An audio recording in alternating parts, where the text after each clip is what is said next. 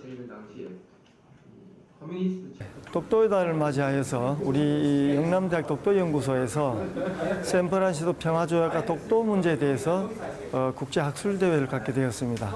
지금까지 여러 연구가 있었습니다만은 샌프란시스코 평화조약과 독도 문제 심도 있게 해왔던 학술 세미나는 그렇게 많지 않았습니다.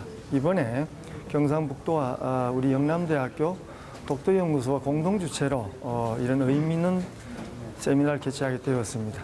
네, 제 보고는 일본에서 샌프란시스코 조약에서는 일본에서 분리되는 영역만이 규정되고 그 외에 영역은 일본 영토로 됐다라는 그런 주장을 반박하는 그 내용입니다.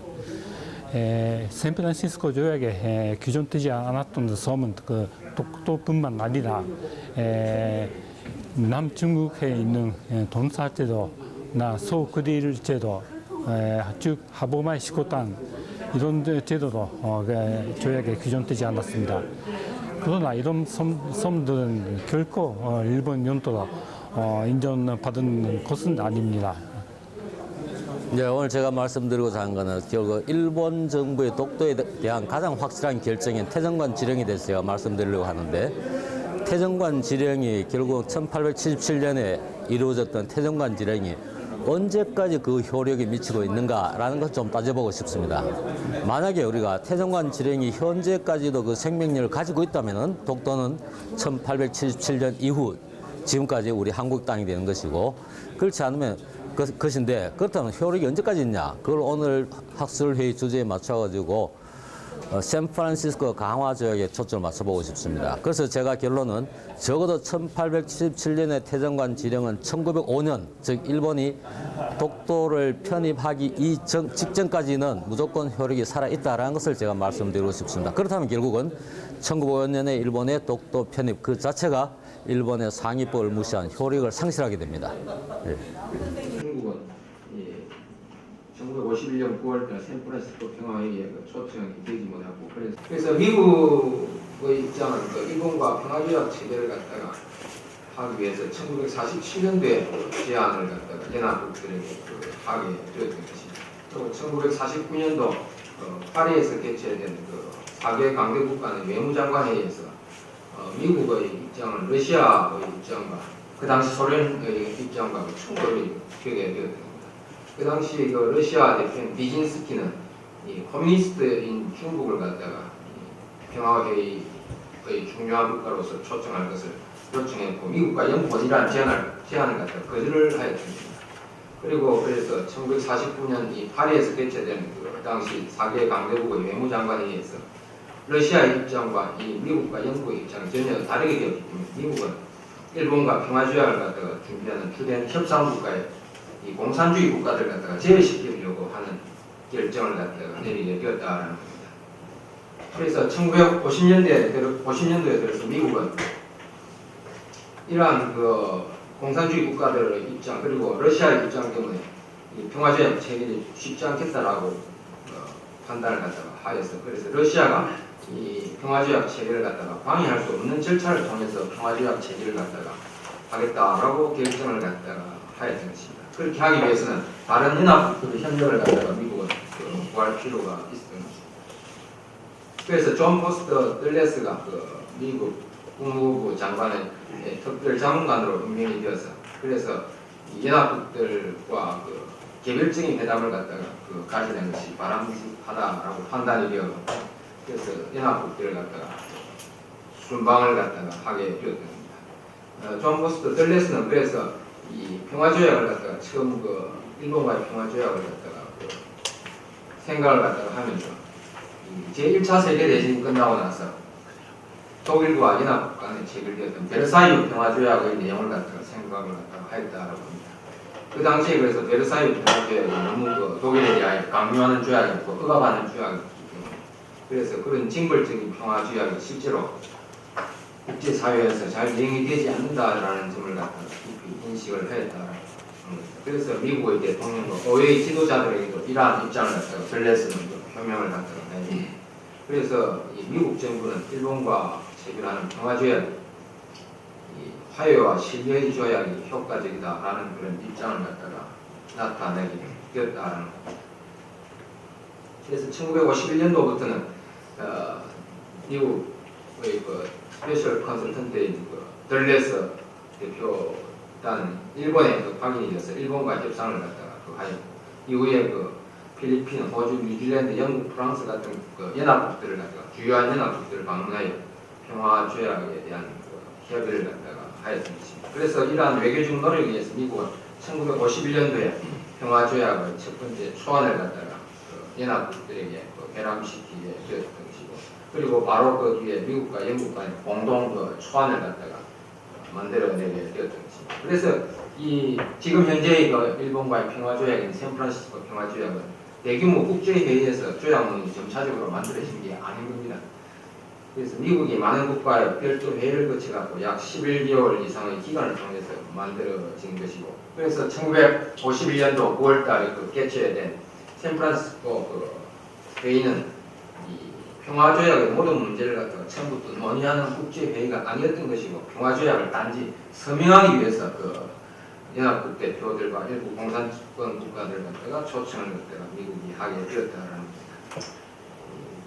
그 당시 그 평화조약을 갖다가 체결할 당시에 그 구소련인 오늘날 그 러시아의 입장은 어떠한 입장을 취했느냐면, 러시아의 대표인 그 그로미코가 그 샌프란시스코 그 평화회의에서 그 발언한 내용들이 상당히 그 많이 있습니다.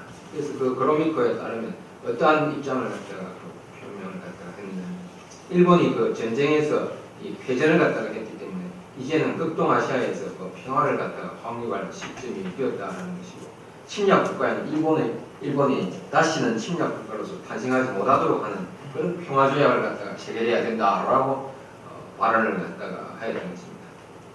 그래서 그렇게 함으로써 아시아의 모든 국가를 위해서 평화와 안전을 갖다가 이 평화조약에서 그 마련을 갖다가 해야 된다는 겁니다. 그러면서 그 이 미국과 영국이 마련한 이 평화조약의 그 공동 초안은 일본의 군국주의의 재탄생에 대한 대비가 없다는 점을 갖다가 지적을 갖다가 하고 있는데, 왜냐하면 일본 군대의 숫자를 갖다가 이 평화조약에서 제한을 갖다가 하고 있지 않다라는 겁니다. 예컨대 그 2차 세계대전 이후에 그 연합국이 다른 국가와 체결한 평화조약인 이탈리아와의 평화조약에 따르면 이탈리아의 군사력을 갖다가 제한하는 분명하고 구체적인 규정을 갖고 있다는 겁니다. 그래서 이와는 달리 일본에 대해서는 이러한 제한적 규정을 갖다가 갖고 있지 못하다라는 점을 갖다가 지적을 갖다가 하고 있습니다. 그래서 이 러시아의 대표인 그로미코 대표의 발언을 갖다가 간단히 살펴보게 되면, 미국과 영국이 만드는 평화조약의 그 공동 초안은 일본 군국주의의 재발현과 일본이 공격적 국가로 변하는 데 대한 그 대비책이 없다라는 겁니다. 그리고 또한 그 미영 간의 그 공동 초안은 외국 점령군의 철수에 관하여 실제적으로 그 규정을 갖다가 하지 않고, 오히려 그 평화조약이 체결되고 난 이후에 일본 영토에 외국군의 주둔과 외국 군대의 유지를 갖다가 하려고 예정을 하고 있다는 겁니다. 그리고 또한 그 미국과 영국의 공동 초안은 일본의 점령에 의해서 고통을 받은 그 국가들에 대한 피해 보상에 관하여 피해받은 국가들의 그 합법적인 청구권을 갖다가 실제적으로 무시하고 있다라고 그 주장을 갖다가 하였고, 그래서 미국과 영국의 이 초안은 평화를 위한 그 조약이 아니라 극동아시아 지역에서 새로운 전쟁의 준비를 위한 조약이 되었다라고 그 주장을 갖다가 하게 되었던 것입니다. 그래서 러시아의 대표인 그로미코는 이 샌프란시스코 평화회의에서 미국과 영국의 평화조약의 그 초안에 대해서 대폭적인 수정을 갖다가 해야 된다라고 제안을 갖다가 하게 되었던 것입니다. 그래서 이러한 이 그로미코의 그 발언에 대해서 미국의 그 대표인 존 포스터 덜레스는 샌프란시스코 평화회의는 그 11개월간의 그 협상 과정을 갖다가 거쳐서 초안이 만들어진 것이고, 러시아와 다른 국가들도 역시 마찬가지로 11개월간 그 미국과 협상하였다라고 발언을 갖다가 하게 되었던 것입니다. 그래서 이 샌프란시스코 회의는 평화 조건에 대해서 다시 그 협상을 재개하는 회의가 되는 것이 아니고, 이 회의에 그 제출된 조약 안에 서명하여 조약을 체결하는 회의다라고 반박을 갖다가 그래서 하게 되었습니다. 그래서 이러한 이 러시아의 강력한 그 반발에 부닥쳐서 그래서 이 샌프란시스코 평화회의의 의장을 맡았던 미국의 국무장관인 딘 에치슨은 샌프란시스코 회의 규칙에 대해서 다시금 그러면 그 참석한 국가들에게 묻는다라고 하면서 회의 규칙을 다시 표결에 붙였던 겁니다. 그래서 46대 3으로 다시금 통과되어서 그래서 러시아의 수준한 제의는 아예 배제를 갖다가 그래서 시켜버리게 된 겁니다. 영국의 입장은 그럼 어떠한 입장이 있느냐면 영국의 입장은 이 평화조약의 초안이 미국과 영국만의 그 합의가 아니다라고 그 발언을 갖다가 하였습니다.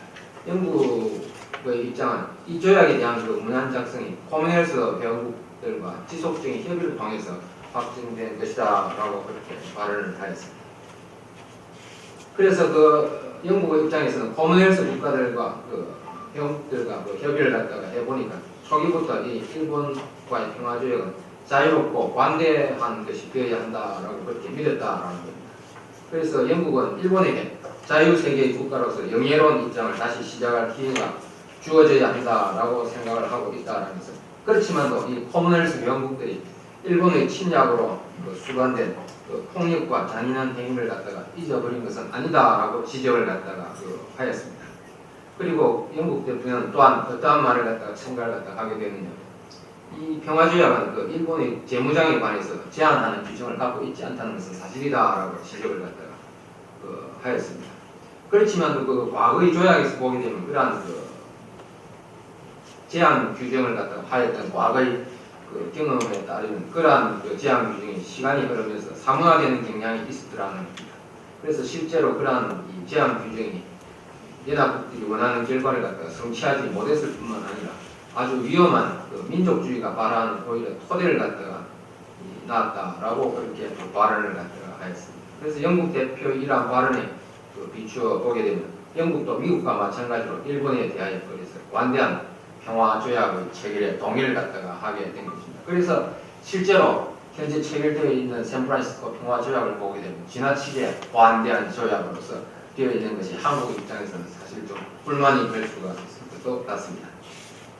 이러한 그 샌프란시스코 평화회의에서 일본은 그 패전국으로서 그래서 이 회의에 그 참석을 갖다가 하였는데 그 당시 일본 대표로 참석한 시게루 요시다 수상이 그래서 발언을 갖다가 할 기회가 주어져 갖고 일부 발언을 갖다가 하였습니다. 그래서 이 샌프란시스코 평화조약의 안에 대하여 이 조약이 실제로 그래서 이 보복적 조항을 갖다가 갖고 있지 않고 일본에게 어떠한 제한도 부과하지 않는다라고 발언을 하였습니다. 그래서 일본 대표단은 이러한 그 관대한 조약을 갖다가 아주 기쁘게 받아들인다라고 하면서 이러한 조약을 그런데 기쁘게 받아들이는 일본 국민도 고통과 불만을 야기할 수 있는 몇 가지 사항이 있다라고 발언하면서 평화조약의 그 영토에 관한 규정에 관하여 언급을 갖다가 하였습니다. 그래서 그 영토에 관한 언급은 러시아와의 그 문제였던 겁니다. 그래서 쿠릴 제도와 그 남사할리 문제에 관해서 일본이 러시아의 주장이 없는 침략으로 이 지역을 갖다가 일본이 취득하였다라는데 이러한 러시아 대표의 주장에 따를 수는 없다라고 그 발언을 갖다가 하였던 것입니다. 그래서 이 실제로 오늘날 일본과 이 러시아 간에는 아직도 그 북방 사개 도시에 대한 그 문제가 그래서 해결이 되지 않는 그 씨앗이 그때부터 싹 섰다라고 생각할 수가 있습니다. 하여튼 그 일본 대표로 참석한 그 시게루 요시다 수상 이 미국의 그 차석 대표로 참석했던 미국의 상원 의원인 스파크맨 의원에게 그 나름대로 그 일부 개인적인 그 입장을 갖다가 이야기했는데 뭐라고 이야기했느냐면 이 샌프란시스코 평화회의에서 일본 대우가 받은 대우에 대하여 아주 놀랐다라고 말을 했다고 합니다. 그래서 일본 대표는 이 평화회의에서 정중하게 대우를 받았으면 회의석상에서 좌석도 제공을 받는 특전을 받았고 그래서 회의에서 발언을 갖다가 할 수 있는 이러한 그 기회도 얻게 되었다라고 하였다는 요시다 수상은 또한 이 1차 세계대전을 종결하는 베르사유 평화회의에서 독일 대표는 그 당시에 그 가시 철망으로 둘러싸여갖고 이 연합국 대표와 개인적인 미팅을 하는 것도 금지되어 있었고 평화회의 석상에 앉는 특권도 주어지지 않고 회의 내용도 들을 수 없었다라고 이 스파크맨 그 의원에게 감사를 갖다가 그래서 표명을 갖다가 하였다고 합니다. 네, 그 다음으로 샌프란시스코 평화조약의 그 법적 체제에 대해서 간단히만 좀 설명드리겠습니다. 이 내용 좀 길다 보니까 말이죠. 제가 뭐 이걸 갖다 다 하다 보면 시간이 초과될 것 같다는 것에서 간단하게만 좀 말씀을 드리겠습니다. 그래서 이 평화조약은 총 27개의 조문으로 구성이 되어갖고 전후 처리에 관해 상당히 많은 내용을 갖다가 규정을 갖다가 하고 있습니다. 그래서 안보에 관한 규정이고 평화조약이 발효된 이후에 일본과 연합국 간의 양자조약의 관계를 갖다가 규정을 갖다가 하고 있고 무역과 해운과 통상관계에 관하여 연합국과 일본 간의 관계에 관하여 또 규정을 갖다가 하고 있습니다. 그런데 이 평화조약의 체계에서 가장 논란이 된 것 중에 하나는 물론 영토에 관한 규정도 있었지만도 평화조약의 제5장이 청구권과 재산에 관한 규정이었던 겁니다. 청구권과 재산에 관한 제5장은 제14조부터 제21조까지로 상당히 길게 구성이 되어가 있었습니다. 그래서 이 제5장에서 이 가장 논란이 되었던 것은 그래서 이 피해를 받은 국가들이 대상 문제였다라는 겁니다. 그래서 이 일본의 점령으로부터 심각한 피해를 갖다가 입었던 필리핀이나 인도네시아 같은 국가들은 배상의 추구를 갖다가 지속적으로 그래서 주장을 갖다가 하였습니다. 그런데 실제로 이 평화조약에서는 이러한 청구권 및 재산 처리의 문제에 관하여 어떻게 규정을 갖다가 하게 되느냐면 평화조약 제14조 A항에 따르면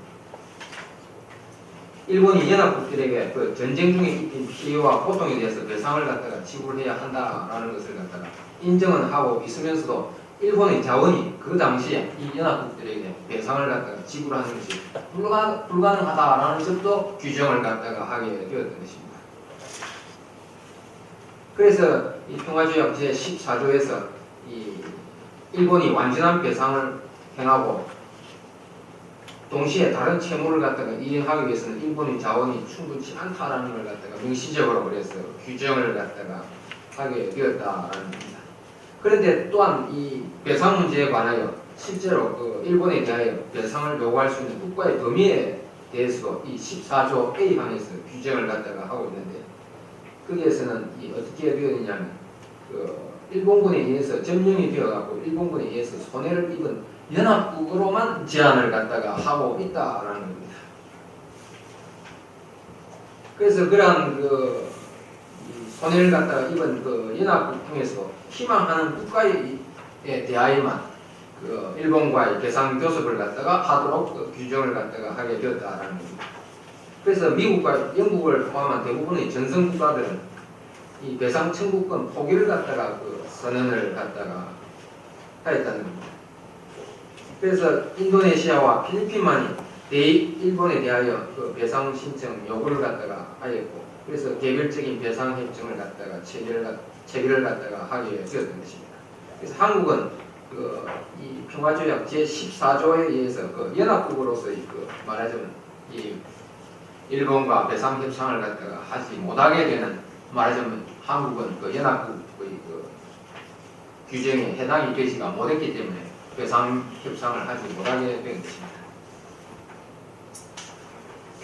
그래서 이 청구권 및 재산에 관한 규정이 제5장에 있는 제21조에 따르면 이 중국과 한국이 이 샌프란시스코 평화조약에서 갖는 권리를 갖다가 규정을 갖다가 하고 있습니다. 말하자면 중국과 한국은 이 평화조약의 당사국가는 아니지만도 하여간 이 미국이 이러한 조항을 갖다가 만들 때 그래서 한국도 이 평화조약에서 이익을 볼 수 있도록 말하자면 제3국에 대한 권리를 갖다가 그래서 규정을 갖다가 하는 조항을 갖다가 두고 있었던 것입니다. 그래서 한국 평화조약 제21조에 따르면 한국은 이 평화조약의 2조와 4조와 9조 및 12조의 이익을 향유할 권리를 가진다라고 규정을 갖다가 실제로 하고 있습니다. 그래서 이러한 규정을 갖다가 하게 된 데 대하여 미국 대표인 존 포스트 들레스가 이 샌프란시스코 평화회의에서 이 문제에 관하여 특히 한국에 대하여 별도로 그래서 언급을 회의석상에서 하게 되었던 겁니다. 그래서 각주 39번을 갖다가 보시면 언급한 내용을 갖다가 제가 그냥 그대로 번역을 갖다가 그래서 좀 해 놓았습니다. 그래서 그 내용을 잠시만 보게 됩니다. 제21조는 한국에 대한 특별 규정이다 해서 한국은 일본과 전쟁을 하지 않았기 때문에 평화조약을 설명하지 않을 것이다 라고 했고 2차 세계대전이 시작되기 오래전에 한국은 독립을 비극적으로 잃어버렸다는 겁니다. 많은 한국민들은 일본에 대해서 끊임없이 싸웠다. 그렇지만 그들은 개인들이었으면 성인된 정부가 아니었다는 겁니다. 그럼에도 불구하고 한국은 연합국의 고려에 대하여 그래서 특별한 권리를 갖다 이 협정상 가지게 된다는 겁니다. 그래서 하여간 그 한국을 고려한다라고 해서 아마 이러한 조문을 갖다가 그래서 하여간 두게 되었다는 입장으로 아마 평화회의에서 이 들레스 미국 대표가 그래서 설명을 갖다가 하였습니다. 그래서 2조, 4조, 9조, 12조를 갖다 보니까 제2조는 뭐 너무나 잘 알다시피 영토에 관한 그 규정입니다. 제4조는 어떠한 내용이냐면 이 말하자면 지배당한 일본이 지배한 그 지역에 있었던 그 지역에서 일본 및 일본 국민의 재산의 처리와 그리고 그러한 지역의 연합국 행정당국 및 주민에 대한 이 청구권의 처리 문제에 관해서 관하여 규정을 갖다가 하고 있습니다. 그래서 이 제4조에 따라 갖고 이 한국은 말하자면 일본과의 영토에서 일본의 영토에서 분리된 지역으로서 다루게 되었고 평화조약 제14조에 따라서 배상을 갖다가 한다는 개념이 아니라 이 평화조약 제4조에서 분리 지역에 대해서는 이 분리에 따른 상호 재산 및 청구권의 처리로 규정을 갖다가 하게 되었습니다. 그래서 처음부터 이 평화조약에서는 한국이 일본에 대해서 배상을 갖다가 하도록 규정이 되어 있지가 않았다라는 겁니다. 하여간 한국이 또한 이익을 갖다가 권리를 갖다가 받을 수 있다는 조문을 보게 되면 평화조약 제9조와 제12조입니다. 제9조에서는 공해상에서 어업의 규제와 보존에 관해서 연합국과 교섭을 할 수 있다라는데 한국도 이러한 규정의 혜택을 받을 수 있다라는 겁니다.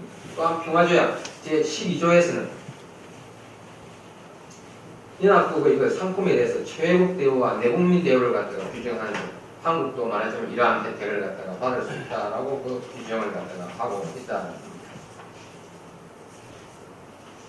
그래서 하여간 평화조약 전체의 규정을 갖다가 보게 되면 연합국 측의 입장에서 그래서 이 미국과 영국이 중심이 된 국가들이 이 평화조약의 초안을 마련하는 과정에서부터 일본에 대하여 관대한 이 말하자면 조약을 갖다가 체결하게 되었고 실제로 또한 미국과 영국 같은 주요한 정상 국가는 일본에 대한 배상 청구권 포기를 갖다가 선언을 해서 일본이 경제적으로 재개할 수 있는 기회를 제공을 하였습니다.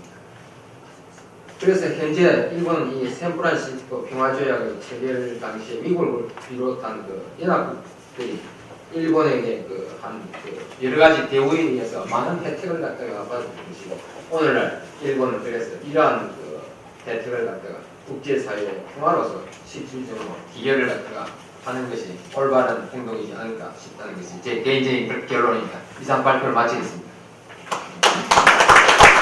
김채영 교수님 발표 감사드립니다. 충분한 시간을 드리고 발표. 네, 감사합니다.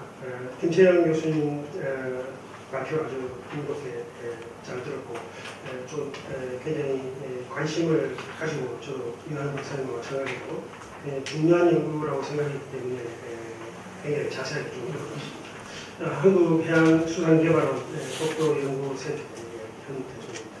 우선은 저희들이 아무래도 독도 문제에서 가장 우리가 극복해야 될 하나의 위크 포인트라 그러면 아마 이 샌프란시스코 평화조약에서 독도 문제가 명쾌하게 처리하지 않은 것에 대한 국제법적 해석, 관점 이런 것을 우리가 좀 정치성을 가지고 논리를 갖춰야 되는데 그런 의미에서는 굉장히 중요한 논문이었다고 생각합니다. 우선 샌프란시스코 평화조약에 관해서 한 세 개의 논문을 하나로 구성해 놓은 것 같은 그런 것이라서 샌프란시스코 평화회의에 대한 미국, 영국, 중국, 러시아, 일본 이렇게 해서 뭐 중국은 좀 빠져 있습니다만 어쨌든 가장 중요한 국가들의 평화조약에 관한 입장을 정리를 해놓은 것은 아주 참고가 되었습니다. 그래서 사실 저희들이 조금 문제가 되는 것이 샌프란시스코 평화조약에 관한 해석에 있어서 러스크 사안이라든지 이런 걸 우리가 어떻게 해석을 해야 되느냐, 이건 굉장히 큰 중요한 일이어서 김창현 선생님 전체 논문의 입장에는 뭐 100% 동의를 합니다만 제가 조금 이 부분에 대해서 조금 한번 선생님께서 부연 설명을 좀 해주셨으면 하는 부분이 있는 것이 뭐 다른 이 서론은 제가 제외하고요. 지금 제가 제 논문에서 검토하고자 했던 몇 가지 측면이 있습니다. 첫 번째는 이 샌프란시스코 평화조약, 오늘 이 주제도 그렇거든요. 과연 이 샌프란시스코 평화조약이라고 하는 용어가 많은지, 용어와 관련된 고민입니다. 지금 이 박병석 교수님, 선생님께서 나누신 이 자료에도 이 대일 강화조약이라고 되어 있거든요. 그런데 제가 이 자료를 몇 개 살펴봤더니 지금 평화조약, 강화조약, 대일 평화조약, 대일 강화조약, 샌프란시스코 평화조약, 샌프란시스코 강화조약 용어가 다 다르게 많은 연구자들에 의해서 사용되고 있습니다.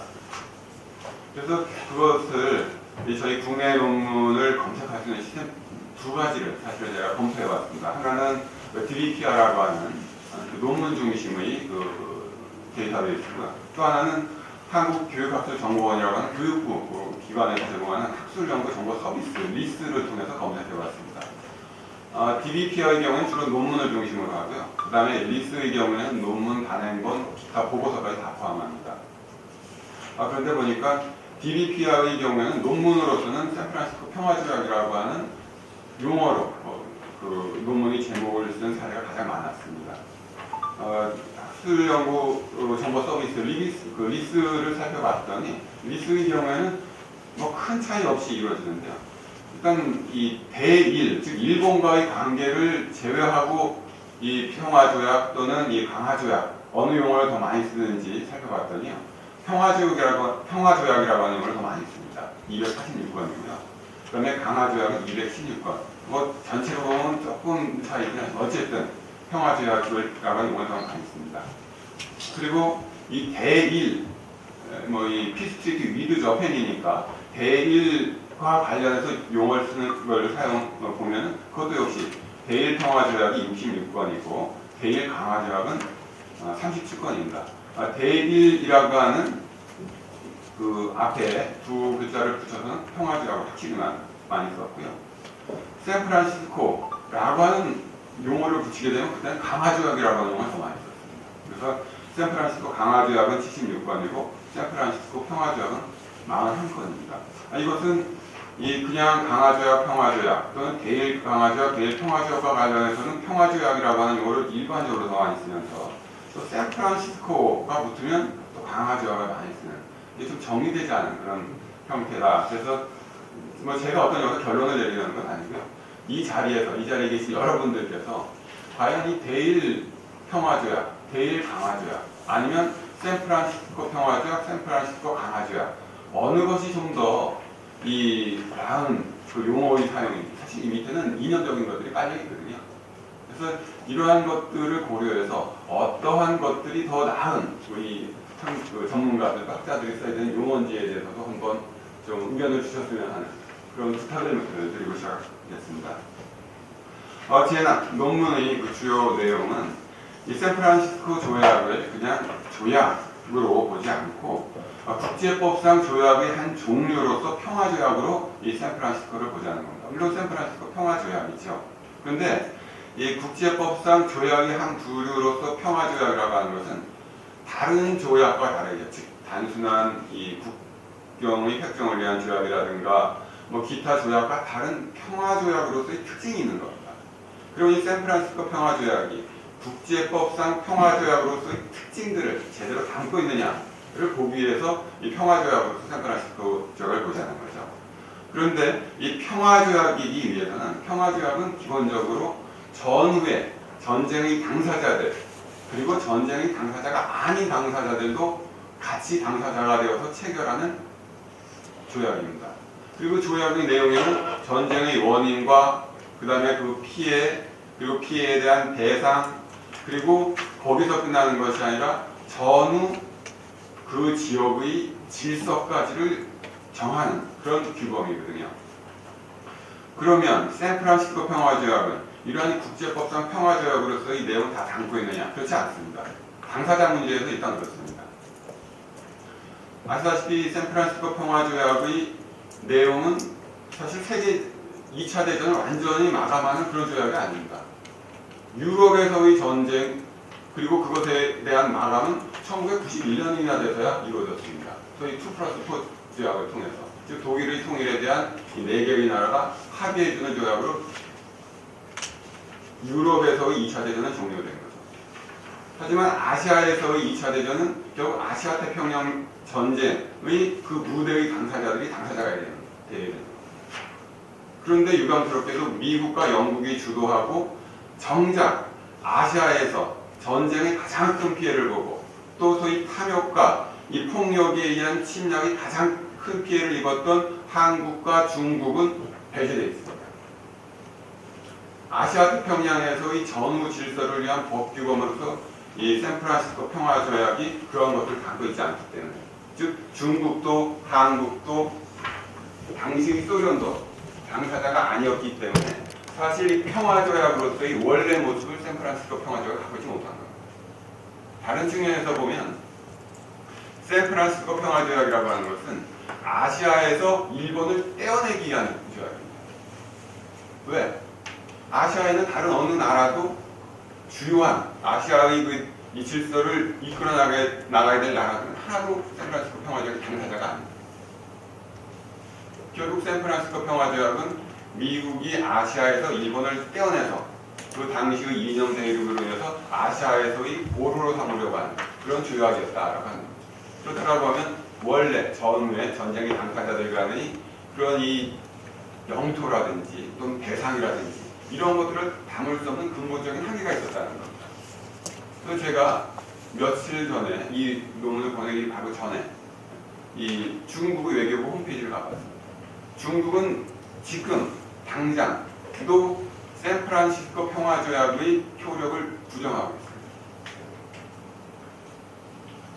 이러한 이 샌프란시스코 평화조약이 과연 아시아에서 전후 질서를 법 규범으로 지배할 수 있는 그런 조약이다라고 저는 생각하지 않습니다.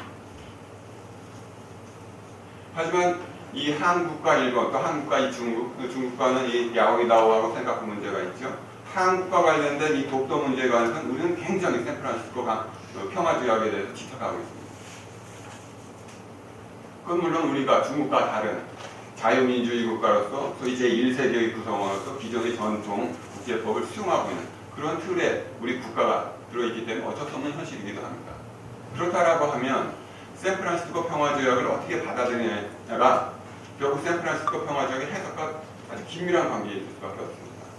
아시다시피 일본의 학자들은 샌프란시스코 평화조약의 체결 이후로 그 이전의 일본과 관련된 또 일본의 전쟁과 관련된 모든 것들은 이제 효력이 없다고 얘기합니다. 샌프란시스코 평화조약만이 그 이후의 질서를 규율하는 법규범이니까 그 규범의 내용 안에 영토에 관한 내용도 들어있다는 거죠. 그리고 거기에 독도가 빠져있으니까 결국 샌프란시스코 평화조약은 일본에서 배제되는 땅들을 규정하기로 했고 규정하는 그 내용에 독도가 안 들어가 있으면 당연히 해석상 샌프란시스코 평화조약은 일본의 땅이라는 거 아닙니까? 그럼 이러한 이 해석을 어떻게 극복할 것인가에 대한 고민이 필요한 거죠. 그래서 샌프란시스코 평화조약을 평화조약 하나로 봐서는 안 된다는 겁니다. 샌프란시스코 평화조약은 하나의 리걸 레짐으로 봐야 된다. 리걸 레짐이라고 하는 것은 뭐냐면 샌프란시스코 평화조약을 정점으로 하여 그 조약이 만들어지기 이전, 그 이후의 법률적인 또는 국제적인 합의들을 전체로 아우르는 그런 하나의 체제로 봐야 된다. 샌프란시스코 평화조약 체결 이후로 그 이전에 있었던 카이로 선언, 포스담 선언 이런 것들에 대한 효력을 일본은 인정하지 않거든요. 그런데 샌프란시스코 평화조약이 만들어질 수 있는 국제적인 합의, 인터내셔널 어그리먼트로서 이 카이로 선언이나 포스담 선언이 없으면 샌프란시스코 평화조약이 없는 거죠. 그렇다면 그것도 묶여서 하나의 리걸 레짐으로 봐야 된다. 더더욱이 이 샌프란시스코 평화조약이 이루어지기 이전에 일본을 통치했던 연합국 총사령부, 얼라이드 파워 아닙니까?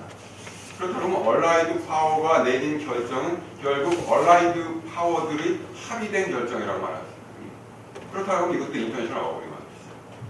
그런 이런 국제적인 합의들이 틀 속에서 샌프란시스코 조약을 해석해야 된다는 것.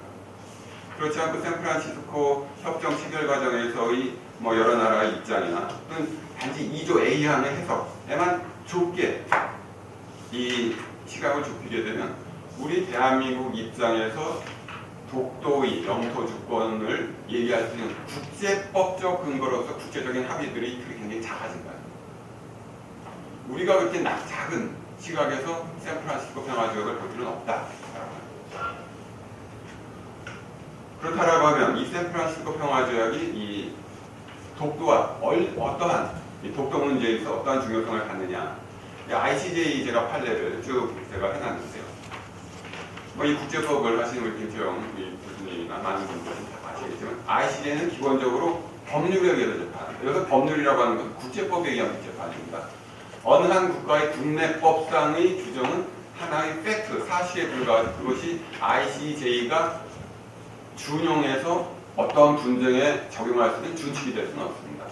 그렇다고 하면 사실은 대한제국의 칙령이든 일본의 시마네온 고시든 또는 내각의 결정이든 이런 것들은 전부 한 국가의 내부적인 결정입니다. 이것들을 근거로 해서 ICJ가 독도 문제를 결정하는 그런 사안이 아닙니다. 이거는 사실의 문제고 역사적인 번원을 주장하기 위한 또는 국제법적인 그런 법칙들을 해석하기 위한 수단으로 이용될 수 있는 또는 그것들을 뒷받침하는 에비던스가 될 수 있는 거죠. 에비던스이지 그것이 룰이 될 수는 없다는 겁니다. ICJ에서 가장 중요한 것은 조약 아니면 국제관습법 아니면 법의 관원칙입니다. 그래서 ICJ가 가장 중요한 이 조약으로서 이 샌프란시스코 평화조약이 굉장히 중요한데 이 샌프란시스코 평화조약을 지금처럼 너무 좁게 해석해서는 우리한테 좋을 게 없다는 거예요. 하나의 체계, 레짐으로 보고 레짐의 앞뒤에 있는 국제적인 합의들을 포괄하는 시스템으로 이해해야 이 샌프란시스코 평화조약의 내용들이 우리의 독도 영토 주권과 관련된 아주 강력한 국제법적인 근거들을 확보할 수 있다라고 하는 그런 생각을 갖고 있습니다. 그래서 이 결론적으로 말씀을 드리면 결국 국제 무대에서 우리가 가지고 있는 사실적인 근거로서 역사라든지 또는 우리의 민족적인 정통성과 또는 민족과 같이 한 그 독도의 어떤 문화적인 권원 이런 것들은 이 법률적인 근거로서 조약이나 또는 소위 그 우티포테티다스라든지 또는 이 포시베티스라든지 아니면 이펙티브 컨슈라든지 이런 것들보다 낮은 지위에 있다. 근데 지금 이 법률적인 근거로서 조약이나 또는 무티포시베티스라고 하는 현상 유지, 기존 관할권 원칙 또는 이펙티브 컨트롤이라고 하는 이 실효적 지배 이런 것들 사이에서도 이 국제법원은 조약을 가장 우선한다. 이 독도의 경우에는 소위 무티포시베티스라고 하는 그 룰을 적용하기 굉장히 어려운 상황이죠. 이건 이 식민 지배 국가들 상호 간의 문제이고 피지배 국가들 상호 간의 문제니까. 그럼 우리는 결국은 이 조약과 실효적 지배를 근거로 해서 국제법적인 근거를 얘기할 수 있을 것이다. 물론 역사적 사실적 근거가 약한 건 아닙니다. 이 많은 사람들을 설득하고 감정적으로 호소하는데 그거 이상으로 효과적인 게 없죠. 왜냐하면 법률적인 근거들은 결국은 딱딱하고 이성적이기 때문에 논리적이고 정당성의 근거일 수는 있지만 사람들을 설득하게 하는 근거로서는 좀 어려운 근거이긴 한데 그래도 ICJ의 경우에는 가장 중요한 이 조약을 가장 우선해서 판결한다. 하지만 이때의 경우에도 영토경제 획정에서 여러 국가들이 분쟁을 하게 되면 가능하면 하모나이즈 하려고 하는 그런 경향이 있다는 겁니다. 결국 어느 한쪽에 완벽한 승리, 어느 한쪽에 완벽한 패배를 안기지 않는다는 거죠. 이 문제 때문에 우리가 ICJ에 가기도 굉장히 어려운 겁니다. 분명한 대한민국의 영토인 독도를 소위 조화된 그러한 이 기대를 충족시키기 위해서 그 완전성, 이 대한민국 영토로서의 그 완전성을 해하는 ICJ 결정이 나올 확률이 굉장히 높다. 또 이 법원의 그 판결을 보면 우리는 실효적인 지배를 굉장히 강합니다. 근데 점유의 법리에 기초한 영토 주권 그거보다는 소위 합의 규범으로서 계약적인 어떤 이 규범 이것들을 더 중요시한다고 하는 겁니다. 우리 국제법을 할 때 저 얘기하지 않습니까? 뭐 조약에는 뭐 입법적 조약이 있고 계약적 조약이 있다. 그런데 이 입법적인 그러한 이 조약 또는 계약적인 조약으로서 이 조약이 중요한 것이지 현재 사실로 점유하고 있다고 하는 점유의 법리에 기초한 그러한 이 근거들은 국제법원은 별로 통하지 않는다고 하는 겁니다. 예. 그리고 또 샌프란시스코의 평화조약은 국도 문제에 대해서 소위 미해결의 해결이라고 하는 그런 방식을 선택한 외교적인 방식을 선택한 것이다 라고 이해해야 된다라고 합니다. 따라서 이와 관련해서는 당사국으로서 한국과 일본과는 어떠한 추구적인 합의 관행도 존재하지 않는다라고 합니다. 그래서 결국은 샌프란시스코 평화조약을 정점으로 간 그 앞의 국제적인 합의들과 체계로서 샌프란시스코 평화조약을 해석하자라고 하는 겁니다. 이상으로 마치도록 하겠습니다.